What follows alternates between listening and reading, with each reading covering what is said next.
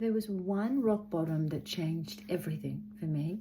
So, as I've shared before, I had multiple rock bottoms and there was a trapdoor and I kept digging. And so I went low and low and low. So stick with me here because there's quite a few stories about rock bottoms and some really, really bad ones. But today I want to tell you about the one that shifted everything because I'd lost the ring, lost the dress, lost the wedding, missed the wedding I was supposed to be a bridesmaid for, lost the partner and the house. Like, seriously, I hit some pretty bad rock bottoms. I'd ended up in an ambulance.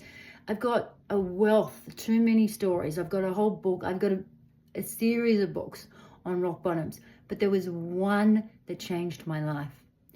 And that one, and you know what the discerning factor is? Not just how low it is, because you can have a high rock bottom. You can reach that point of acceptance and turn everything around, whether you're up here or down here, whether you lose everything or just a little bit of dignity. But it's really what happens with the rock bottom. So for me, this last rock bottom was when I realized, when there was the level of acceptance that I could not keep doing this or I was going to die. When that kind of landed, there's that moment when you hear something and then there's that moment when it's like the aha moment. That was it. So it was a relapse in Bali, come over here, do some meditation, yoga, work on my spiritual connection, do all the good things you should do in recovery.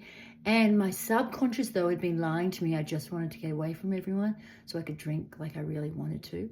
And then I did, and I drank, and I drank, and I drank, and I drank.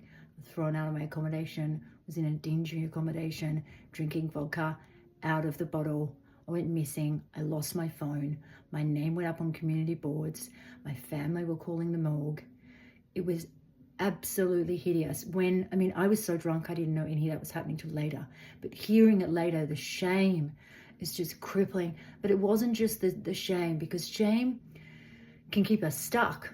It was the realization that if I kept going, I was going to lose everyone and lose everything.